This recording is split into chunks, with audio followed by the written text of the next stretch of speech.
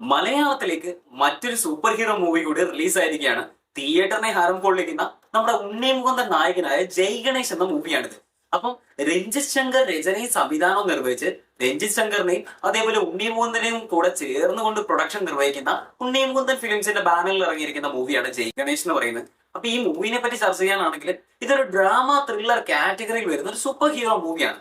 പേരൊരു super hero movie ഉണ്ടെങ്കിലും super hero പരിവേഷം എത്രത്തോളം ഈ പടത്തിൽ വർക്ക്ഔട്ട് ആയിട്ടുണ്ടെന്നുള്ളത് കണ്ടു കാണേണ്ട അല്ലെങ്കിൽ കണ്ടറിയേണ്ട ഒരു കാഴ്ച തന്നെയാണ്. എന്താണെങ്കിലും തിയേറ്ററിലേക്ക് വരുന്ന പ്രേക്ഷകർക്ക് ഇത് തീർച്ചയായും ഇഷ്ടപ്പെടുന്നുണ്ട്. അതിനൊരു കാരണം എന്ന് പറയുന്നത് കുട്ടികളെ ഉദ്ദേശിച്ചുള്ള സിനിമ എന്ന് വേണമെങ്കിൽ നമുക്ക് പറയാം. കുട്ടികളെ മെയിൻ ആയിട്ട് ഫോക്കസ് ചെയ്തുകൊണ്ടുള്ള സിനിമയാണ്, കുട്ടികൾക്ക് വേണ്ടിയിട്ടുള്ള ഒരു സിനിമയാണെന്ന് തന്നെ പറയാം. അതുകൊണ്ട് തന്നെ ഫാമിലി ആയിട്ട് നമുക്ക് പോയി കാണാൻ പറ്റും. വൾഗറായിട്ടുള്ള കാര്യങ്ങളോ ഒരു സംഭവങ്ങളും ഇതിലില്ല. നല്ല രീതിയിൽ കണ്ടിരിക്കാൻ പറ്റുന്ന വൺ ടൈം വാച്ചബിൾ ആയിട്ടുള്ള ഒരു നല്ല മൂവി തന്നെയാണ് ജയ് ഗണേഷ്. ഓക്കെ, എന്നാൽ അതേസമയം നമ്മൾ ജയ് ഗണേഷിനെ പറ്റി ചർച്ച ചെയ്യുമ്പോൾ ആലോചിക്കേണ്ട ഒരു കാര്യമുണ്ട്. മലയാളത്തിൽ സൂപ്പർ ഹീറോ മൂവീസ് വളരെ കുറവാണ്. ആദ്യത്തേതായി നമുക്ക് പരിഗണിക്കാവുന്ന അതിശയനാണ്, അതിനെപ്പറ്റി ഞാൻ കൂടുതൽ പറയുന്നില്ല. പിന്നെ വന്ന ഏതാ നമ്മുടെ മിന്നൽ മുരളി. അതെന്ന് പറയുമ്പോൾ അവഞ്ചേഴ്സിന്റെ ലെവലിലേക്കൊന്നും വരില്ലെങ്കിലും സംഭവം അടിപൊളിയാണ്. ഒരു വേൾഡ് വൈഡ് സൂപ്പർ ഹീറോ ആയിട്ട് കൺസിഡർ ചെയ്യപ്പെടുന്ന ഒരു ആളാണ് മിന്നൽ മുരളി എന്ന് പറയുന്നത്. കാരണം ഫ്ലാഷ്, നമ്മുടെ ഹോളിവുഡിലെ ഫ്ലാഷിന്റെ ഒരു അനദർ വേർഷൻ ആയിട്ട് നമുക്ക് മിന്നൽ മുരളിനെ കൺസിഡർ ചെയ്യാം. അദ്ദേഹത്തിന്റെ സൂപ്പർ ഹ്യൂമൻ പവേഴ്സും അങ്ങനെയൊക്കെ തന്നെയാണ്. അദ്ദേഹത്തിന് പവർ ലഭിക്കുന്നതും ത്രൂ ഔട്ട് ആ ഫിലിമിലെ പക്ക ആയിട്ട് അത് എക്സിക്യൂട്ട് ചെയ്തിട്ടുണ്ട്, കാണിച്ചിട്ടുണ്ട്. എങ്ങനെ പവർ ലഭിക്കുന്നു, എന്തൊക്കെ പവേഴ്സ് ആണ്, അതെങ്ങനെ യൂസ് ചെയ്യുന്നു, വില്ലനുമായിട്ടുള്ള ക്ലാഷ് കാര്യങ്ങളെല്ലാം പക്ക ആണ്. വില്ലനും സൂപ്പർ ഹ്യൂമൻ എബിലിറ്റീസും കാര്യങ്ങളൊക്കെ ഉണ്ട്. അപ്പോൾ അവഞ്ചേഴ്സ് ലെവലിൽ ഇല്ലെങ്കിൽ പോലും ഒരു വേൾഡ് വൈഡ് ഹീറോയാണ് മിന്നൽ മുരളി എന്ന് പറയുന്നത്. അങ്ങനെ അംഗീകരിക്കാൻ പറ്റുന്ന ഒരു ക്യാരക്ടറുമായിരുന്നു. അതേസമയം ജയ് ഗണേഷിലേക്ക് വരുമ്പോൾ ഇത് അങ്ങനെ ഒരു സൂപ്പർ ഹീറോ മൂവിയല്ല. ജയ് ഗണേഷ് സിനിമയിലെ നായകനായ ഉണ്ണിമുകുന്ദന്റെ ക്യാരക്ടർ ഒരു ഹാൻഡിക്യാപ്ഡ് ആയിട്ടുള്ള ഒരു ആളാണ്. അല്ലെങ്കിൽ നായകൻ അരയ്ക്ക് താഴ്പോട്ട് തളർന്നിരിക്കുന്ന ഒരു ഹാൻഡിക്യാപ്ഡ് ആയിട്ടുള്ള ഒരു വ്യക്തിയാണ്. വീൽ ചെയറിലാണ് അദ്ദേഹത്തിന്റെ ജീവിതം മുന്തി നിൽക്കുന്നത് അല്ലെങ്കിൽ തള്ളി നിൽക്കുന്നത്. അപ്പം അദ്ദേഹത്തിന്റെ ജീവിതം കൊണ്ട് അദ്ദേഹത്തിന് സമൂഹത്തിലേക്ക് എന്തെങ്കിലും ചെയ്യണം, തന്റെ ഡ്രോബാക്സിനെ മറികടന്നുകൊണ്ട് തനിക്കും എന്തെങ്കിലുമൊക്കെ ചെയ്യാൻ കഴിയുമെന്നുള്ള നായകന്റെ തോന്നലിൽ നിന്നും ആണ് ഈ ഒരു സൂപ്പർ ഹീറോ മൂവിയുടെ ഒരു ആരംഭം എന്ന് പറയുന്നത്, അല്ലെങ്കിൽ ഈ കഥയുടെ ഒരു സ്റ്റാർട്ടിംഗ് എന്ന് പറയുന്നത്. അപ്പം അദ്ദേഹം ഒരു മീഡിയ കമ്പനിയിൽ വർക്ക് ചെയ്യുന്ന ഒരു വ്യക്തിയാണ്. ഇദ്ദേഹം ഒരു എത്തിക്കൽ ഹാക്കർ കൂടിയാണ്. തന്റെ പോരായ്മകളെ മറികടക്കാൻ തന്റെ പിതാവിന്റെ നിർദ്ദേശപ്രകാരം എത്തിക്കൽ ഹാക്കിംഗ് ആൻഡ് സൈബർ സെക്യൂരിറ്റി പഠിച്ച ഉണ്ണിമുകുന്ദൻ തന്റെ സകല സ്കില്ലുകളും യൂസ് ചെയ്തുകൊണ്ട് ഒരുപാട് ക്രൈംസ് സോൾവ് ചെയ്യാൻ വേണ്ടി പോലീസിനെയും അതേപോലെ തന്നെ ലോയേഴ്സിനെ, അഡ്വക്കേറ്റ്സിനെ ഹെൽപ്പ് ചെയ്യുന്നു. അദ്ദേഹം തന്റെ കഴിവുകൾ ഈ പറയുന്ന ഹാക്കിങ്ങിനുള്ള സ്കില്ലുകൾ ഉപയോഗിച്ചുകൊണ്ട് ക്രൈംസ് സോൾവ് ചെയ്യുന്നു. ഒരു എന്താ പറയാ, ഒരു മറയുടെ പിന്നിലുള്ള ഒരു മാസ്ക്ഡ് ആയിട്ടുള്ള വിജിലാൻഡിയാണ്, അല്ലെങ്കിൽ എന്താ പറയാ, ഒളിഞ്ഞു നിന്നുകൊണ്ട് പോരാട്ടം നടത്തുന്ന ഒരു ഹീറോ ആയിട്ടാണ് ഉണ്ണിമുകുന്ദനെ പോർട്രേ ചെയ്തിരിക്കുന്നത്. അപ്പൊ ഇദ്ദേഹം കുട്ടികളോട് അടുത്ത് ഇടപെടുന്ന അല്ലെങ്കിൽ കുട്ടികളോട് ചേർന്ന് നിൽക്കുന്ന ഒരു സൂപ്പർ ഹീറോ തന്നെയാണ്. അപ്പൊ ഇതിലേക്ക് മറ്റുള്ള കാര്യങ്ങൾ നമ്മൾ ചർച്ച ചെയ്യുകയാണെങ്കിൽ ജോമോളുടെ ഒരു തിരിച്ചറിവായിട്ട് ഈ മൂവിനെ നമുക്ക് കണക്കാക്കാം. ജോമോൾ നമുക്ക് എല്ലാവർക്കും അറിയാവുന്ന നമ്മുടെ 90s കിഡ്സിന്റെ ഒക്കെ ചൈൽഡ്ഹുഡ് നോസ്റ്റാണ് ജോമോൾ. നമ്മുടെ കുഞ്ചാക്കോയുടെ തകർത്ത് അഭിനയിച്ചിട്ടുള്ള ആളാണ് ജോമോൾ. അപ്പൊ ജോമോളെ നമ്മൾ ഈ സിനിമയിൽ കണ്ടപ്പം ഒരുപാട് ആഗ്രഹിച്ചു, ഒരുപാട് പ്രതീക്ഷിച്ചു, ഒരുപാട് സന്തോഷിച്ചു. എന്നാൽ ജോമോൾക്ക് വളരെ മികച്ച ഒരു ക്യാരക്ടർ ഒന്നും കിട്ടിയെന്ന് പറയാൻ പറ്റില്ല. കാരണം ജോമോൾക്ക് കാര്യമായി ഇതിനൊന്നും ചെയ്യാനില്ല. ഒരു റോളുണ്ട്, ഉള്ള റോള് പുള്ളിക്കാരെ വൃത്തിക്ക് ചെയ്തിട്ടുണ്ട്. പക്ഷെ നമ്മൾ കണ്ട ജോമോളെ, നമ്മൾ കണ്ട് ശീലിച്ച ജോമോളെ ഈ പടത്തിൽ നമുക്ക് കാണാൻ സാധിച്ചിട്ടില്ല. ഇപ്പം പുള്ളിക്കാരി മരം ചുറ്റി പ്രേമിച്ചടക്കണം എന്നല്ല ഞാൻ പറയുന്നത്, എങ്കിൽ പോലും പുള്ളിക്കാരിക്ക് ഇതിനപ്പുറം പറ്റും. പുള്ളിക്കാരിക്ക് കുറച്ചുകൂടെയൊക്കെ എന്തെങ്കിലും ചെയ്യാൻ പറ്റുന്ന റോള് കൊടുത്തിരുന്നെങ്കിൽ തകർത്തടിക്കി തരാൻ പറ്റുന്ന കാലിബർ ഉള്ള ഒരു ആക്ട്രസ് ആയിരുന്നു ജോമോൾ. അപ്പൊ ജോമോളെ വേണ്ട രീതിയിൽ ഈ സിനിമയിൽ യൂസ് ചെയ്തിട്ടില്ലാന്ന് എനിക്ക് പേഴ്സണലി തോന്നി.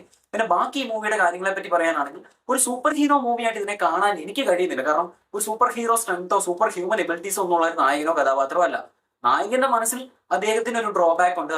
അദ്ദേഹം പാരലൈസ്ഡ് ആണ്. സോ അതിനെ മറികടക്കാൻ താൻ ഒരു സ്വയം സൂപ്പർ ഹീറോ ആണ്, അല്ലെങ്കിൽ താൻ സൂപ്പർ ഹീറോ ആണെന്ന് സ്വയം വിശ്വസിച്ചുകൊണ്ട് സമൂഹത്തിലെ ആക്രമണങ്ങളെ എതിർക്കാൻ എത്തിക്കൽ ഹാക്കിങ്ങിനെ കൂട്ടുപിടിക്കുന്ന നായകൻ, അതിനെ തുടർന്നുള്ള സംഭവങ്ങളും സംഭവ വികാസങ്ങളും ചില പ്രശ്നങ്ങളും ഒക്കെയാണ് ഈ സിനിമയിലൂടെ വന്നിരിക്കുന്നത്. അപ്പൊ നായകന് ഒരു ഹീറോ എന്ന് പറയാമെങ്കിലും, ഓക്കെ സൂപ്പർ ഹീറോ എന്ന് വേണമെങ്കിൽ നമുക്ക് വിളിക്കാമെങ്കിൽ പോലും നമ്മൾ കണ്ട് ശീലിച്ചിരിക്കുന്ന അല്ലെങ്കിൽ നമ്മൾ ഉദ്ദേശിക്കുന്ന രീതിയിലുള്ള ഒരു സൂപ്പർ ഹീറോ അല്ല. നായകൻ വർക്ക് ചെയ്യുന്ന ബ്രെയിൻ കൊണ്ട് മാത്രമാണ്. എന്ന് വെച്ച് കഴിഞ്ഞാൽ നമ്മുടെ എന്താ പറയുക, ടോണി സ്റ്റാർക്കിനെ പോലെ ബില്യണർ ഫിനാന്ത്രപ്പിസ്റ്റ് പ്ലേ ബോയ് അന്തമാതിരി ആയിട്ടോ അല്ല. ടെക് വൈസ് ആണ്, ഹാക്കിംഗ് ആണ്. ഇപ്പൊ ഹാക്കിംഗ് ബേസ്ഡ് ആയിട്ടുള്ള ഒരുപാട് മൂവീസ് നമ്മൾ പല ഇൻഡസ്ട്രികളിൽ നിന്ന് കണ്ടിട്ടുണ്ട്. അതിപ്പോ ഹാൻഡിക്യാപ്ഡ് അല്ലാത്ത നായകന്മാരാണെന്നേ ഉള്ളൂ. നായകന്മാര് അവരുടെ ഹാക്കിംഗ് സ്കില്ല് ഉപയോഗിച്ചുകൊണ്ട് ഒരുപാട് ക്രൈംസ് സോൾവ് ചെയ്യുന്നു, പോലീസിനെ ഹെൽപ്പ് ചെയ്യുന്നു. അങ്ങനെയുള്ള സിനിമകൾ നമ്മൾ നിരവധി കണ്ടിട്ടുണ്ട്. അല്ലെങ്കിൽ സിമിലർ സ്റ്റോറിയുള്ള പല മൂവീസും പല ഇൻഡസ്ട്രികളിലും നമ്മൾ കണ്ടിട്ടുണ്ട്. അപ്പൊ അതിൽ നിന്നും എന്താണ് ജയ് ഗണേഷിനെ വ്യത്യസ്തമാക്കുന്നത് ചോദിച്ചു കഴിഞ്ഞാൽ കുട്ടികളോട് ചേർന്ന് നിൽക്കുന്ന ഒരു മൂവിയാണ്. ഇപ്പൊ ജയ് ഗണേഷ് എന്ന പേരിൽ തന്നെ ഉണ്ട് ഒരു ഗണേശൻ, അല്ലെങ്കിൽ നമ്മളൊരു ഹിന്ദു ഗോഡായിട്ടുള്ള ഗണേശന്റെ ഒരു പേര് തന്നെയാണ് നായകന് വന്നിരിക്കുന്നത്. ഗണേഷ് എന്ന രീതിയിൽ തന്നെയാണ് വന്നിരിക്കുന്നത്. നായക കഥാപാത്രം പോർട്രേ ചെയ്യാൻ ശ്രമിക്കുന്ന ആ ഒരു സൂപ്പർ ഹീറോയുടെ പേര് ജയ് ഗണേഷ് എന്ന് തന്നെയാണ്. ജയ് ഗണേഷ് ഒരു കോമിക് ബുക്ക് ആയിട്ട് ഇറക്കുന്നു, ഒരു സൂപ്പർ ഹീറോ ആയിട്ട് വരുന്നു, കുട്ടികൾക്കെല്ലാം ജയ് ഗണേഷിനെ ഇഷ്ടപ്പെടുന്നു. അപ്പൊ ആ ജയ് ഗണേഷ് എന്ന സൂപ്പർ ഹീറോയുടെ ഒരു യാത്രയും അതേപോലെ ഉണ്ണിമുകുന്ദന്റെ ജീവിതത്തിലുള്ള കുറച്ച് യാതനകളും ഒക്കെയാണ് അതിനെ ഓവർകം ചെയ്യാനുള്ള ശ്രമവും കാര്യങ്ങളൊക്കെയാണ് സിനിമയുടെ ഒരു പരിധി വരെ.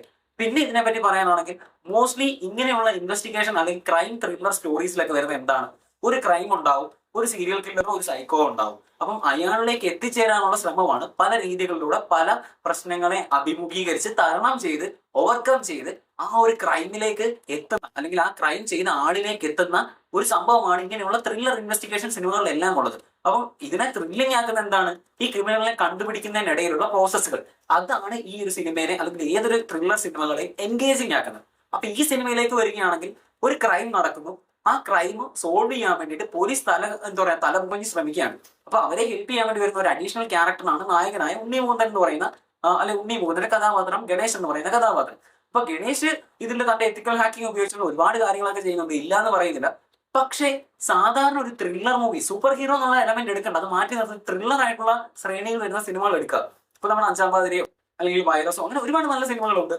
അപ്പൊ അങ്ങനെയുള്ള ഒരു ത്രില്ലർ സിനിമകൾ എടുക്കുമ്പോൾ നമുക്ക് കണ്ടിരിക്കുമ്പോൾ കിട്ടുന്ന ആ ഒരു ഗൂസ് ബംസ് ഉണ്ടല്ലോ, അടുത്തത് എന്ത്, നെക്സ്റ്റ് എന്തെന്നുള്ള ആ ഒരു മുള്ളിന്റെ മുന്നിൽ നിൽക്കുന്ന ആ ഒരു സംഭവം, ആ ഒരു ഫീഡ് ജയ് ഗണേശിന് അത്രയ്ക്ക് അങ്ങോട്ട് വർക്കൗട്ട് ആയിട്ടില്ല. ഓക്കെ, കണ്ടിരിക്കാം, നെക്സ്റ്റ് എന്താണ് സംഭവിക്കാൻ പോകുന്നതെന്ന് അറിയാൻ പ്രേക്ഷകരിൽ ഒരു ആകാംക്ഷ ഉണ്ടാവുമെങ്കിലും ഓൾമോസ്റ്റ് പലതും പ്രെഡിക്റ്റബിൾ ആണ്, നമുക്ക് ഊഹിച്ചെടുക്കാൻ പറ്റുന്ന രീതിയിലാണ്. അല്ലാണ്ട് നമ്മുടെ ചിന്തകൾക്ക് അപ്പുറം പോകുന്ന രീതിയിലുള്ള ഒരു ത്രില്ലിംഗ് ആയിട്ടുള്ള എലമെന്റ്സോ അല്ലെങ്കിൽ പ്രേക്ഷകരെ പിടിച്ച് മുൾമുനയിൽ നിർത്തുന്ന എൻഗേജിങ് ആയിട്ട് വെക്കുന്ന ഭയങ്കര എക്സ്ട്രാ ഓർഡിനറി സ്റ്റഫോ ഒന്നും ഈ സിനിമയിലില്ല. എന്ന് വെച്ച് തീരെ ഇല്ലാന്ന് തന്നെയല്ല, നല്ല എൻഗേജിങ് ആയിട്ട് നമുക്ക് കണ്ടിരിക്കാം. പക്ഷെ കൂടുതലും പ്രെഡിക്റ്റബിൾ ആണ്, നമ്മൾ ഗൂസ് ബംസ് ഒന്നും വരുന്നില്ലെന്ന് പറഞ്ഞാലും ഓക്കെ, ഇത് കൊള്ളാം, നല്ലൊരു മൂവി എന്നുള്ള രീതിയിൽ നോക്കുകയാണെങ്കിൽ സംഭവം ഓക്കെയാണ്, നല്ല രീതിയിൽ അവർ ചെയ്തിട്ടുണ്ട്. പിന്നെ നായികയുടെ കാര്യം, മഹിമയുടെ കാര്യം പറയാനാണെങ്കിലും മഹിമയ്ക്കും ഈ പറയുന്ന കാര്യമായ റോളൊന്നും ഇല്ല, എങ്കിൽ പോലും ഓക്കെയാണ്, നല്ല രീതിയിൽ ഉള്ള റോള് പുള്ളിക്കാരി വൃത്തിക്ക് ചെയ്തിട്ടുണ്ട്. പുള്ളിക്കാരിക്ക് കൂടെ കുറച്ചുകൂടെ എക്സ്പ്രസ് ചെയ്യാൻ പറ്റുന്ന രീതിയിലുള്ള കുറച്ച് സീൻസോ കാര്യങ്ങളോ ആഡ് ചെയ്തിട്ടുണ്ടായിരുന്നെങ്കിൽ കുറച്ചുകൂടെ മനോഹരമായിരുന്നു എന്ന് എനിക്ക് തോന്നി. പിന്നെ ഇവരുടെ പ്രണയമോ കാര്യങ്ങളോ ഒന്നും കാണിച്ച് ക്ലീശയാക്കാഞ്ഞതിൽ എനിക്കൊരു സന്തോഷമുണ്ട്. സാധാരണ കുറച്ച് റൊമാൻസ് കുത്തിക്കയറ്റി നശിപ്പിക്കാറുണ്ട്, എന്നാൽ ഇതിലേക്ക് ആ റൊമാൻസ് വരുന്നില്ല. മലയാള സിനിമകളിൽ ഇപ്പൊ കഴിവതും നായികമാരെ ഒഴിവാക്കി നിർത്തുകയും റൊമാൻറ്റിക് ആയിട്ടുള്ള സ്റ്റഫുകൾ കുറയ്ക്കുകയും ചെയ്യുന്നുണ്ട്. അപ്പം അതൊരു നല്ല കാര്യമാണോ ചീത്ത കാര്യമാണോ എന്ന് ഞാൻ പറയുന്നില്ല. എനിവേ സിനിമയ്ക്ക് ആവശ്യമാണെങ്കിൽ മാത്രം റൊമാൻസ് മതി, ആവശ്യമാണെങ്കിൽ മാത്രം നായിക മതി, അല്ലാതെ എല്ലായിടത്തും നൈറ്റ് ഡാൻസ് നായികയും റൊമാൻസ് കുത്തിക്കയറേണ്ട കാര്യമില്ല. അപ്പൊ അങ്ങനെ നോക്കുമ്പോൾ ജയ് ഗണേഷ് ടീമിൽ ഇതൊരു പ്ലസ് പോയിന്റ് ആണ്, ഞാൻ അവരെ അഭിനന്ദിക്കുക തന്നെ ചെയ്യുന്നു. ബാക്കി സിനിമയുടെ ടെക്നിക്കൽ സൈഡുകൾ കാര്യങ്ങൾ നോക്കാനാണെങ്കിൽ അത്യാവശ്യം നല്ല രീതിയിലുള്ള മേക്കിംഗ് കാര്യങ്ങളാണ്. ടെക്നിക്കൽ സൈഡെല്ലാം ഞാൻ നോക്കിയിട്ട് എന്റെ പേഴ്സണൽ ഒപ്പീനിയനിൽ എന്റെ അറിവിൽ നിന്നുകൊണ്ട് നോക്കുമ്പോൾ ഇതെല്ലാം നന്നായിട്ട് ചെയ്തിട്ടുണ്ട്. നല്ല വിഷ്വൽസ് ആണ്, നല്ല എന്താ പറയുക എഡിറ്റിംഗ് കാര്യങ്ങളെല്ലാം പക്കമാണ്. പിന്നെ ചില ഡ്രോബാക്സ് അവിടെ ഇവിടെ ഉണ്ട്. ലാഗ് എന്നല്ല ഞാൻ പറയുന്നത്, ലാഗോ കാര്യങ്ങളോ അല്ല, പക്ഷെ എൻഗേജിങ് അല്ല. ചില ഏരിയാസിൽ പണം എൻഗേജ്. ഓവറോൾ ഒരു നല്ല മൂവിയാണ്. നിങ്ങൾക്ക് തിയേറ്ററിൽ പോയി കുട്ടികളുടെ ഒപ്പം അല്ലെങ്കിൽ ഫാമിലിയുടെ ഒപ്പം കണ്ടിരിക്കാൻ പറ്റുന്ന, വിഷുക്കാലം അടിച്ചു പൊളിക്കാൻ പറ്റുന്ന നല്ലൊരു മൂവിയാണ്. നല്ലൊരു വൺ ടൈം വാച്ചുകൾ, നല്ലൊരു എഫേർട്ട് എടുത്തുകൊണ്ട് ചെയ്തിരിക്കുന്ന മൂവിയാണ് ജയ് ഗണേഷ്. അപ്പൊ എല്ലാവരും തീർച്ചയായും തിയേറ്ററിൽ പോയി തന്നെ ഈ സിനിമ കാണാൻ ശ്രമിക്കുക, നമ്മുടെ കുട്ടികളെ കൂട്ടിക്കൊണ്ടുപോകാൻ ശ്രമിക്കുക. കാരണം കുട്ടികൾക്ക് കാണാൻ പറ്റുന്ന നല്ലൊരു നായക കഥാപാത്രമാണ്, ഒരു ഹീറോ കഥാപാത്രമാണ്. എത്രത്തോളം ആ ഒരു ഹീറോയിക് പരിവേഷം വന്നിട്ടുണ്ടെന്നുള്ളത് ഞാൻ ഏറെക്കുറെ പറഞ്ഞു. എനിക്കിത് പേഴ്സണലി ഒരു ഭയങ്കര സൂപ്പർ ഹീറോ സംഭവമായിട്ട് ഫീൽ ചെയ്തെങ്കിൽ പോലും സംഭവം കൊള്ളാം, ഒരു ഹീറോയിക് മൂവി തന്നെയാണ്, സൂപ്പർ ഹീറോ മൂവി തന്നെയാണ് പേരിന്.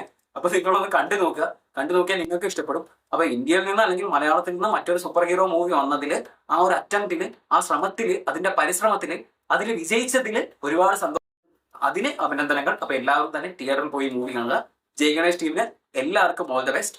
നല്ലൊരു കളക്ഷൻ, നല്ലൊരു റിവ്യൂ കാര്യങ്ങൾ അല്ലെങ്കിൽ നല്ലൊരു അഭിപ്രായം പ്രേക്ഷകർക്ക് ഇനിയും ഉണ്ടാകട്ടെ. Take care.